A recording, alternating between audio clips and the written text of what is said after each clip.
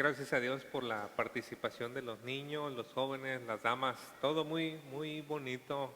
Qué bueno que pudieron organizarse para esa participación. Eh, Como ustedes se dan cuenta, pues el servicio se ha alargado un poquito, así que tal vez quiera llamarle a la vecina para que le baje poquito la lumbre a los frijoles. Cuando llegue no se le estén quemando, ¿verdad?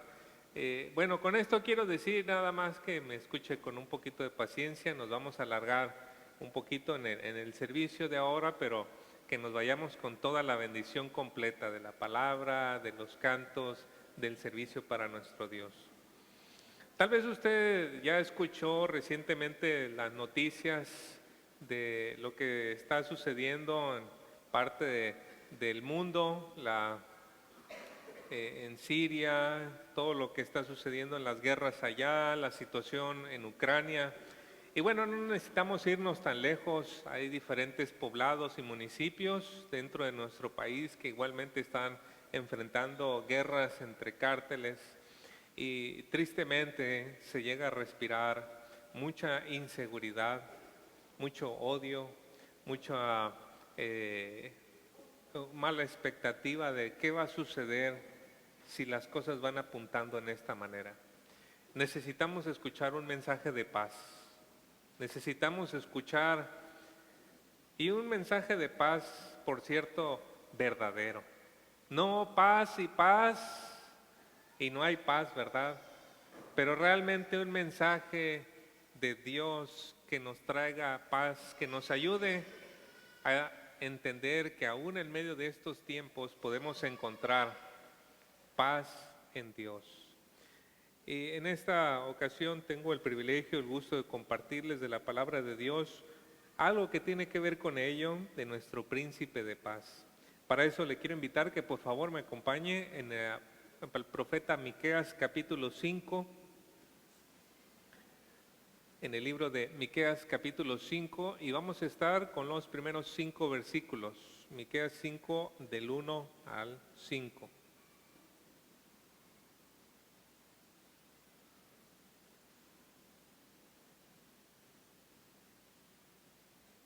Cuando lo encuentre, por favor, acompáñeme poniéndose de pie, y mientras doy lectura, si por favor me puede seguir con su vista.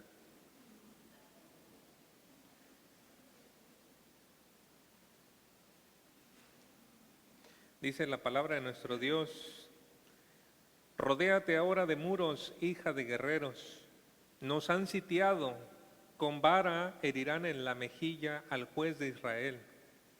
Pero tú, Belén Efrata, pequeña para estar entre las familias de Judá, de ti me saldrá el que será Señor en Israel.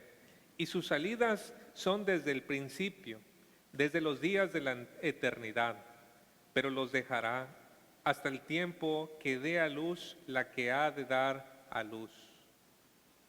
Y el resto de sus hermanos se volverá con los hijos de Israel, y él estará y apacentará con poder del Señor, con grandeza del nombre del Señor su Dios, y morarán seguros, porque ahora será engrandecido hasta los fines de la tierra, y este será nuestra paz.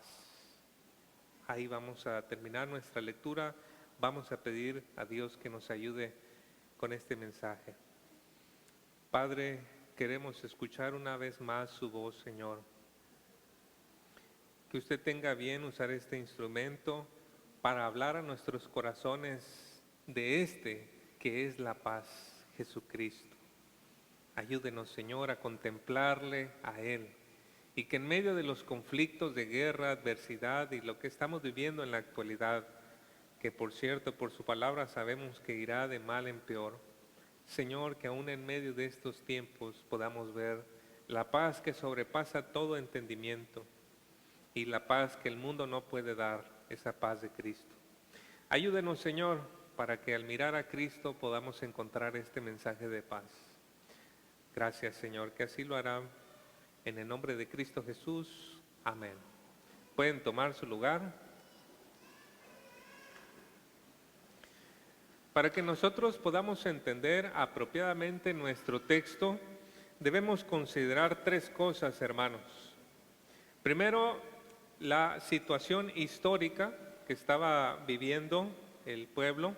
Segundo, el arreglo literario. Y tercero, la tipología. Veamos un poquito acerca de lo que es la situación histórica. En cuanto a cuándo se dieron las palabras del profeta Miqueas, si ustedes van al capítulo 1, versículo 1, van a encontrar donde nos dice, palabra del Señor que vino a Miqueas, y también se va a proyectar. Palabra del Señor que vino a Miqueas de Moreset en los días de Jotam, Acaz y Ezequías, reyes de Judá, lo que vio acerca de Samaria y Jerusalén. De acuerdo con las fuentes que consulté, los reyes que se mencionan aquí gobernaron desde el año 750 hasta el año 686 a.C. Entonces tenemos que Miqueas sirvió dentro de este rango de fechas en la que estuvieron estos tres reyes. Y para esas fechas Israel se encontraba dividido en dos partes, lo que es la parte norte y la parte sur. La parte norte se le llamaba Israel, o más particularmente Efraín. Su capital era la ciudad de Samaria. Y en el sur se le llamaba Judá y su capital era Jerusalén. Bueno, a estas dos partes les tocó experimentar la cautividad. Llegaron imperios que invadieron, destruyeron la ciudad, se llevaron a sus habitantes. En el 722 fue la parte norte, en Samaria, conquistada por los asirios, y ellos también, habiendo conquistado la parte norte, años después trataron de ir bajando para llegar a conquistar Jerusalén. Si usted ha leído la profecía de Isaías, si no me equivoco, capítulos 36 y 37, recuerda ese episodio donde el asirio Rabsacés se presenta y le dice ahí a la muralla, no confíen en lo que dice su rey, son mentiras. Y están ahí los asirios tratando, pero Dios con su ángel causa una baja de 185,000 soldados y los asirios tienen que regresar humillados a su tierra.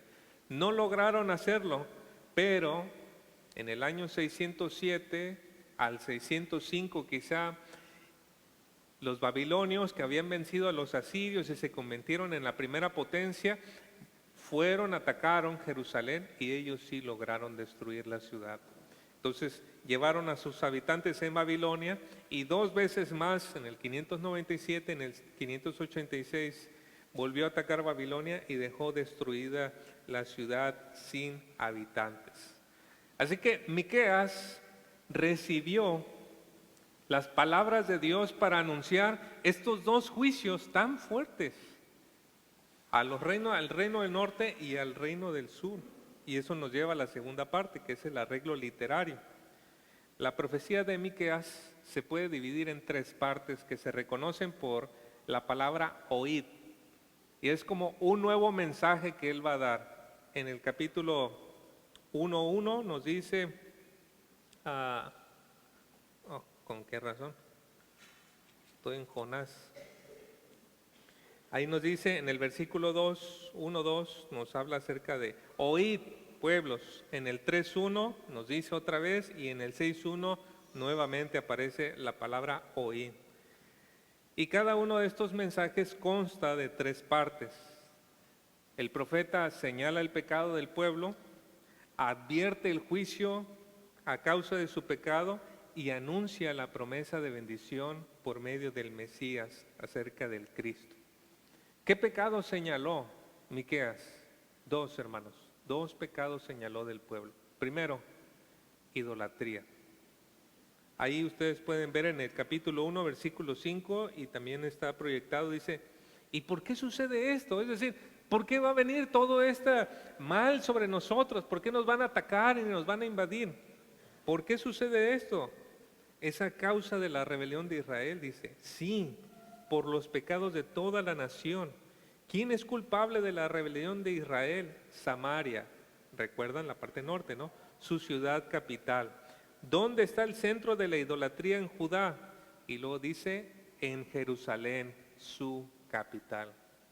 Así que estos dos fueron compañeros de idolatría. honrando a figuras, a imágenes que no son Dios. Pero también, hermanos, ellos habiendo menospreciado a Dios, y esto es un principio muy importante, cuando alguien menosprecia a Dios y sus leyes y busca otra cosa, lo menos que puede esperar es que empiece a haber un atropello en los derechos de los demás. Y es lo que sucedió.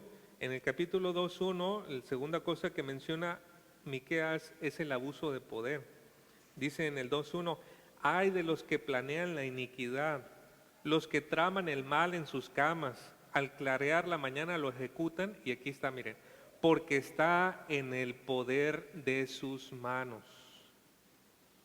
Porque lo pueden hacer, lo hacen y sacan provecho. Y aquí Miqueas señala todas partes. En el 1:5 al 7 dice que son los pueblos. En el capítulo 2, del 1 al 2, dicen que son los poderosos quienes oprimen a los pobres. En el capítulo 3, versículos 9 y 11, dice que son los gobernantes, los que tuercen el derecho y el juicio por dinero. En el capítulo 3, versículo 11, dice que son los profetas quienes engañan a las personas. Y si tú no estás de acuerdo con el profeta, dicen que tú no eres de Dios. Y en el capítulo 3:11 dice que son los sacerdotes los que enseñaban por dinero. Así que el pecado estaba en todos los estratos de la sociedad y en todos sus funcionarios. Cualquier parecido, semejanza con la realidad, pues no es mera coincidencia, ¿verdad? ¿Qué había en el fondo del pueblo que hacía todas estas cosas, hermanos? ¿Cuál era esa actitud que los llevaba a menospreciar a Dios y a tratar con tanta indiferencia y tanto sacarle provecho a la gente? ¿Qué era lo que había? Su actitud, hermanos, era la soberbia. La soberbia. Y ahí entonces el profeta entra para advertir de que a causa de esa soberbia viene el juicio de Dios. Porque Dios va a humillar a los soberbios. Nos dice en el capítulo 2:3, también puede observar, dice, por tanto, así dice el Señor, he aquí, estoy planeando traer contra esta familia un mal del cual no libraréis vuestro cuello, ni andaréis erguidos, porque será un tiempo malo. Bueno, hermanos, si Dios dice que algo es bueno, es muy bueno, pero cuando dice que algo es malo, es muy malo. Así que dice, ya nadie va a andar erguido, ya nadie va a andar sin someterse, sin sujetarse. Dice, voy a traer un mal que todos van a estar humillados, humillados. Pero a pesar de eso, porque los profetas hicieron este llamado para que la gente despertara y dijera, Señor, perdón por nuestros pecados, pero no lo hicieron. Pero a pesar de que no lo hicieron, Dios también dio un mensaje de esperanza. Un mensaje de anuncio de la promesa del Mesías. Y en el primer mensaje de Miqueas, porque dijimos que tiene 3 mensajes Miqueas, en el primer mensaje, mire, quiero compartirle esto porque esto llenó mucho mi corazón. Pero ahí en Miqueas 2, del 12 al 13, nos dice este mensaje de esperanza que aguarda el cumplimiento en Cristo. Dice Miqueas 2, 12 al 13, ciertamente os reuniré a todos, oh Jacob, ciertamente recogeré el remanente de Israel, los agruparé como ovejas en el aprisco, como rebaño en medio de su pastizal, harán estruendo por la multitud de hombres. Y luego dice el 13, y el que abre brecha subirá delante de ellos, abrirán brecha, pasarán la puerta y saldrán por ella. Su rey pasará delante de ellos y el Señor a su cabeza. Pensando en estos versículos,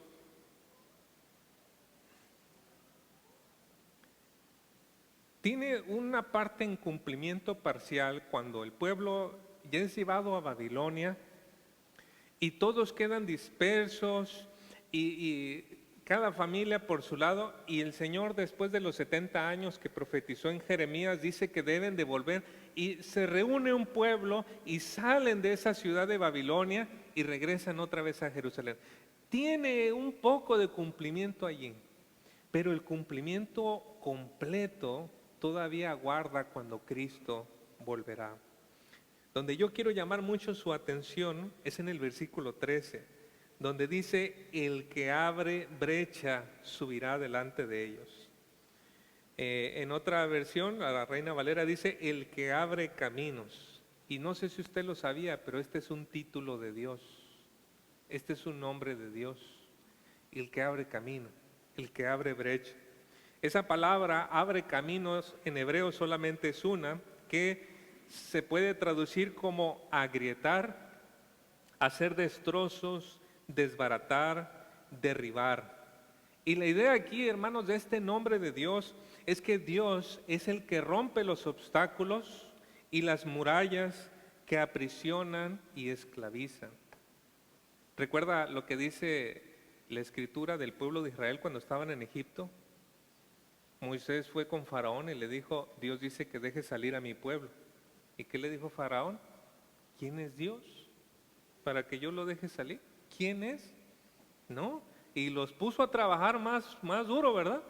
Les amargó la vida, dice en la escritura. Se amargaron la vida.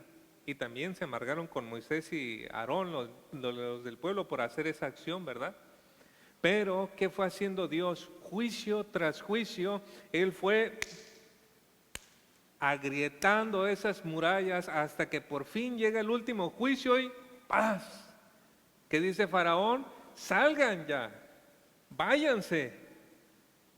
Ya no ni por 3 días para adorar a Dios, ni los queremos ver aquí. Y todavía los egipcios hasta les dan joyas, les da oro, que después van a servir para construir el tabernáculo. Pero es Dios quien estaba rompe y rompe todo eso. Dios fue el que rompió el duro corazón de Faraón. Dios es el que, recuerdan ustedes un poquito después, llega el pueblo de Israel y está todo el mar delante de ellos y los egipcios atrás. ¿Y cómo vamos a pasar? Dios es el que abre caminos, el que rompe los obstáculos. Y entonces abrió el camino y el pueblo pudo cruzar en tierra seca. ¿Y no les parece a ustedes maravilloso este título de Dios, hermanos? ¿Cuántas personas son esclavas de la apariencia, del consumo de sustancias, de la pornografía? Y querido amigo, amiga, Cristo es el que rompe con esas cadenas. Cristo es el que rompe con esa muralla que nos aprisiona.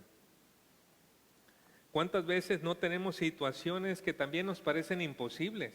En el trabajo, en la familia, en los amigos, y que decimos, ¿cómo voy a salir de esta? Hermano, hermana, Dios es el que abre caminos. Dios es el que hace una senda ahí donde parece que no hay. Isaías 43, 19 nos dice, pues estoy a punto de hacer algo nuevo, dice el profeta. Mira, ya he comenzado, ¿no lo ves?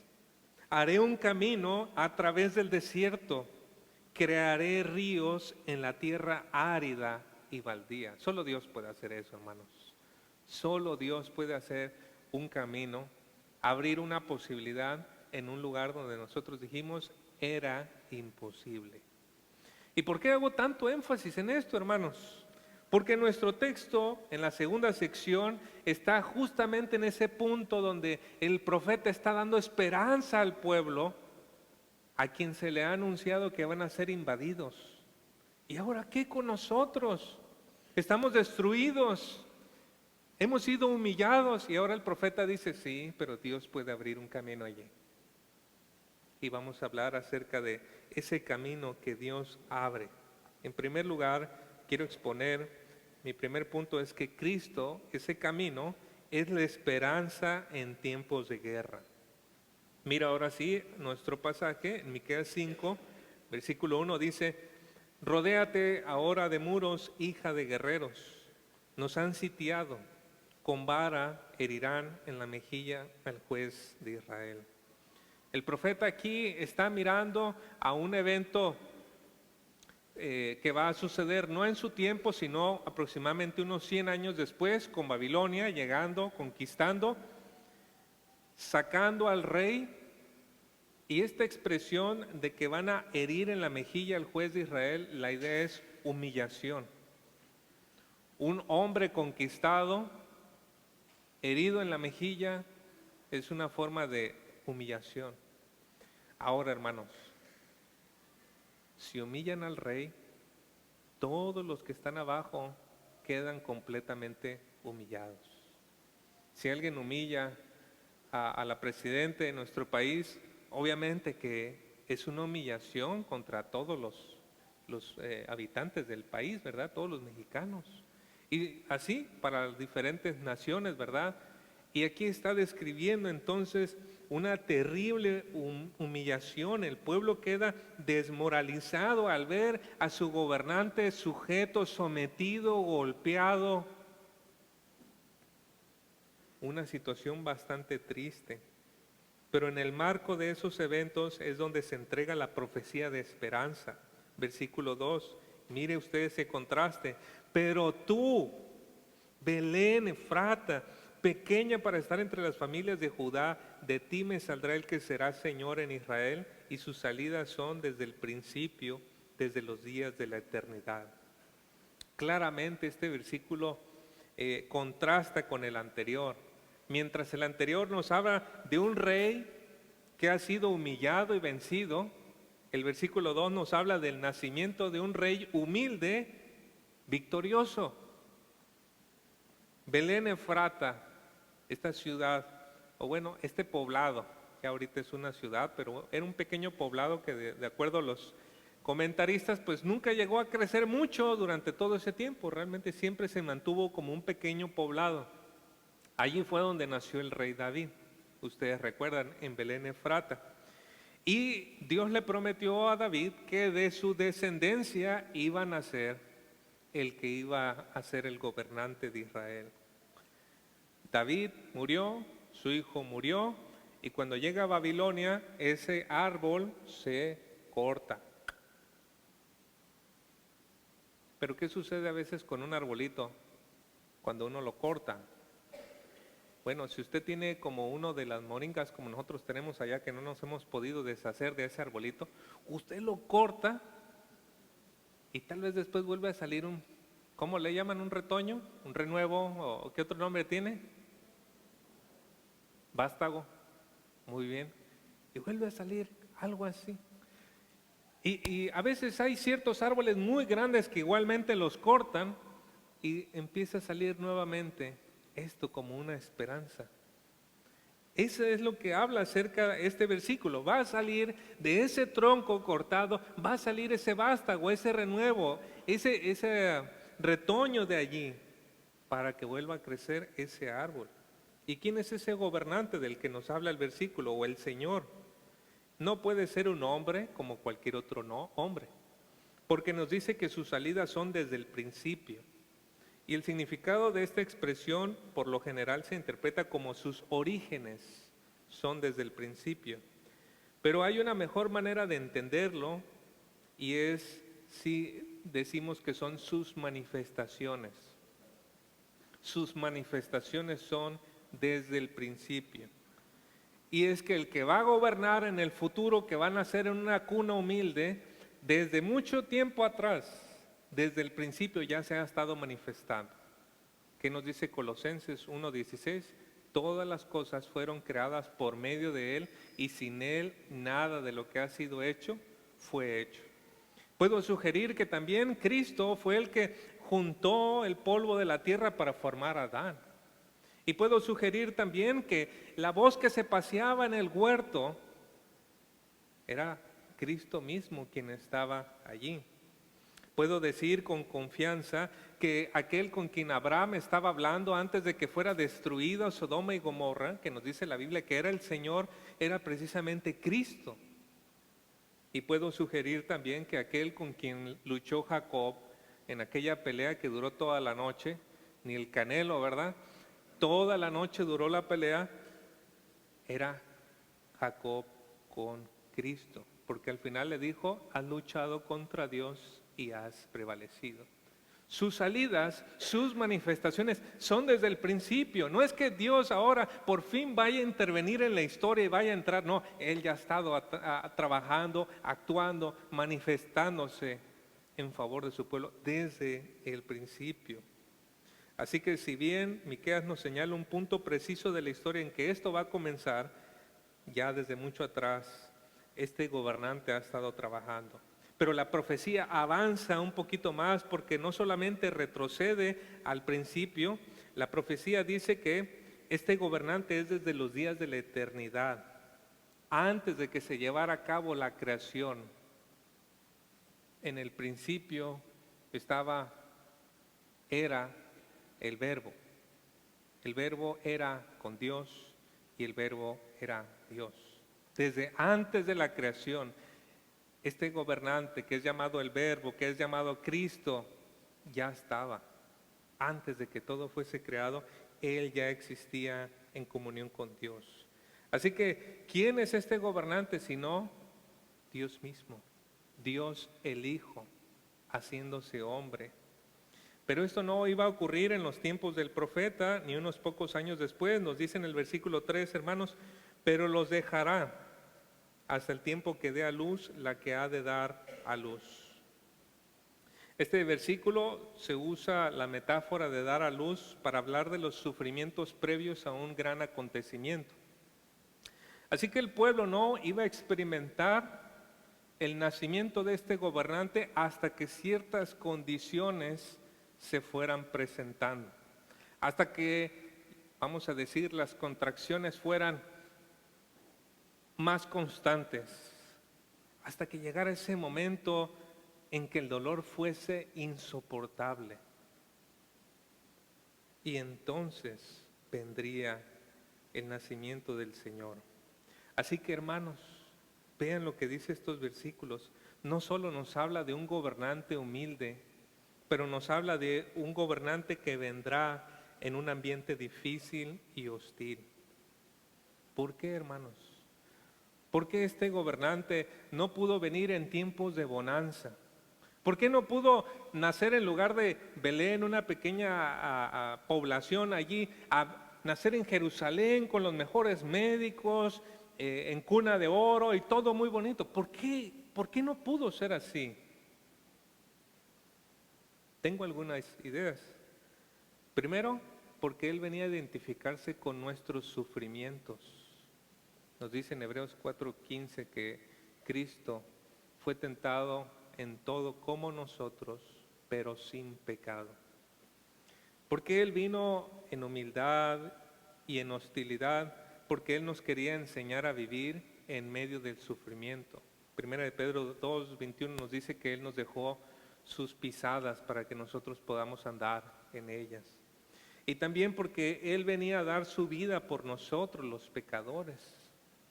Por eso es que Cristo vino a vivir en este ambiente tan hostil, identificarse, conocernos, experimentar de primera mano y poder ayudarnos. Y así, mis queridos hermanos, Cristo entró en la guerra para traernos paz. Y de eso es lo segundo que le quiero hablar ahora. Cristo es la paz de la tierra. Mire, ahí en el versículo 3, que tuve que partirlo a la mitad, dice en la segunda parte, y el resto de sus hermanos se volverá con los hijos de Israel. Y aquí me parece que abarca otro punto, y bueno, me ayuda un poquito el hebreo porque ahí hay un acento que hace que esta sea una división, pero el asunto es que aquí el profeta Miqueas está mirando hacia adelante y hay dos eventos, pero él los ve como si fuera uno solo. No sé si a usted le ha pasado en alguna ocasión que mira a lo lejos una montaña y bueno, dice, sí, es una montaña, pero si usted se acerca en carro, en realidad son dos montañas separadas por un valle. Pero como usted lo ve a lo lejos, parece que es solamente una montaña con un piquito salidito por ahí. Y resulta que son dos. Bueno, los profetas miraban muchas profecías de esa manera. Volteaban a ver hacia adelante y decían, van a ser uno, e inmediatamente hablaban de él como reinando. Y nosotros sabemos, hay un tiempo entre Cristo viniendo a pagar por nuestros pecados y un tiempo cuando Cristo viene para reinar. La primera parte ya tuvo su cumplimiento, el gobernante nació en Belén hace 2000 años, pero la reunión del pueblo judío que anuncia el versículo 3 todavía no ha ocurrido. Romanos 11 del 25 al 26, Pablo tratando este asunto dice, no quiero, hermanos, que ignoréis este misterio, para que no seáis sabios en vuestra propia opinión, que a Israel le ha acontecido un endurecimiento parcial hasta que haya entrado la plenitud de los gentiles. Y así todo Israel será salvo, como está escrito, el libertador vendrá de Sión, apartará la impiedad de Jacob. Así que todavía aguarda ese momento cuando Cristo va a reunir al pueblo judío disperso. Pero luego continúa diciendo, versículo 4, hermanos, muy bonito este versículo también. Y Él estará y apacentará con poder del Señor, con grandeza del nombre del Señor su Dios, y morarán seguros porque ahora será engrandecido hasta los fines de la tierra. Aquí se describe el trabajo de este gobernante como la obra de un pastor. ¿Qué hace un pastor? Un pastor podía conocer cada oveja por su nombre. Yo las veo y se parecen tanto, pero el pastor podía distinguir cómo se llamaba esta y cómo se llamaba la otra. Un pastor podía pasar las noches en el campo cuidando a sus ovejas. Un pastor debía conducir sus ovejas a lugares tranquilos, de alimento agradable y aguas tranquilas. Un pastor debía ahuyentar a los lobos. Un pastor debía limpiar las ovejas para evitarles enfermedades. Y aquí vemos que Cristo va a hacer eso. Él va a pastorear a su pueblo. Él lo va a cuidar, lo va a amar, lo conoce por nombre a cada uno y dice que también regirá a las naciones con vara de hierro. Él hará que haya justicia, hermanos. Cristo cuidará y entonces ejercerá su reino con una justicia. Si ustedes miren, vayan un poquito para atrás en el capítulo 4, la misma profecía, pero en diferentes palabras nos dice, igualmente acerca de Cristo, 4:3, Él juzgará entre muchos pueblos y enjuiciará a naciones poderosas y lejanas, entonces forjarán sus espadas en rejas de arado y sus lanzas en podaderas. No alzará espada nación contra nación, ni se adiestrarán más para la guerra. Cada uno se sentará bajo su parra y bajo su higuera, y no habrá quien los atemorice, porque la boca del Señor de los ejércitos ha hablado. Miren, hermanos, cuando Cristo reine, las personas van a vivir seguras. Junten las imágenes que nos ofrece Miqueas 5:4, Miqueas 4:4, júntenlas y es hermosa. Me imagino al hombre yendo allá a su campo que tiene sus sembradíos y puede agarrar y acostarse allí en la noche y saber que va a amanecer vivo. Intente hacer eso usted ahora. Y si no es asaltado, si no es golpeado, si no es secuestrado, es asesinado. Sabemos que hay ciertas horas, incluso nuestro destino que es turístico y tan tranquilo, usted y yo no nos atrevemos a estar a la 1 de la mañana caminando en la calle como si nada. Pero en los tiempos de Cristo, la gente podrá acostarse allí y estar seguro. ¿Por qué? Porque inclusive las armas que eran usadas para instrumentos de destrucción van a ser usadas ahora para instrumentos productivos de provecho, para el arado, para la cosecha, todas estas cosas. Será un tiempo verdaderamente hermoso de paz, disfrutando en todo eso, hermano. Imagínense debajo de su parra allí, ¿verdad? Imagínense ahí debajo de sus manguitos, debajo de lo que usted tenga ya en su cosecha, ¿verdad? Descansando seguro de que tanto su cosecha como su integridad, su salud, todo va a estar bien. Pero eso no es lo más valioso. Mire el versículo 5. Y será nuestra paz. Note, hermanos, no dice, y esta será nuestra paz, que se sentirá bastante a gusto, ¿no? Estar con tanta tranquilidad. Pero aquí el pronombre demostrativo masculino señala no las cosas, sino la persona. Es Cristo, nuestra paz. Él. Será muy bonito lo demás, pero es una consecuencia. Él, Cristo, es nuestra paz. Y para que Cristo haya podido hacer posible o haga posible esa paz, primero tiene que darse una paz más atrás, una paz más importante. Isaías 53:5 nos dice, Él fue herido por nuestras transgresiones, molido por nuestras iniquidades, el castigo por nuestra paz cayó sobre Él y por sus heridas hemos sido sanados. Para que Cristo pueda llevar una paz al mundo, primero tiene que hacer una paz entre los pecadores y el Dios Santo, para que haya paz entre ellos. Pero también, querido amigo, hermana en Cristo, nosotros podemos experimentar una paz en medio de tiempos de guerra. Cristo dijo también en Juan 14:27, la paz os dejo, mi paz os doy, no os la doy como el mundo la da, no se turbe vuestro corazón ni tenga miedo.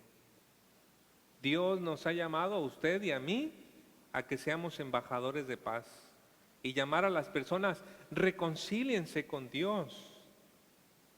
Aquel que ya estaba, aquel hombre pecador que estaba enemistado con Dios, ahora tiene la oportunidad, por medio del arrepentimiento y la fe, de reconciliarse con Dios, de estar en paz con Dios.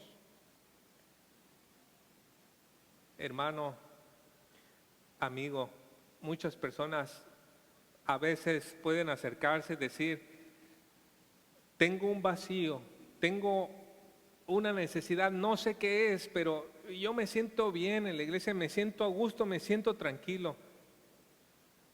Quiero ayudar a entender, que usted pueda entender un poquito mejor ese sentimiento. Ese sentimiento puede ser por muchas razones.